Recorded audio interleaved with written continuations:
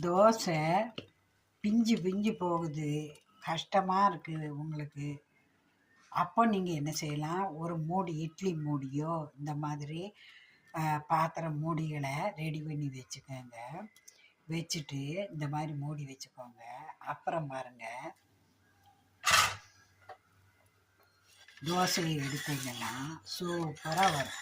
பார்த்தீங்களா, பிஞ்சே போகாது, குழந்தைகளும் கம்ப்ளைண்ட் பண்ண மாட்டாங்க.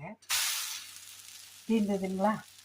இது போல் நீங்கள் மூடி வச்சு சுட்டிங்கன்னா தோசை பிஞ்சு போகாது. சிலருக்கு தோசை செய்ய பொறுமை இருக்காது, அவங்க இந்த மாதிரி ஒரு மூடியை ரெடி பண்ணி வச்சு மூடி சுட்டிங்கன்னா சூப்பராக பிஞ்சு போகாமல் குழந்தைங்க அடம் பிடிக்காமல் சாப்பிட்ருவாங்க.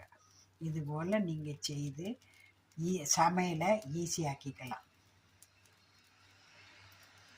பாருங்கள்.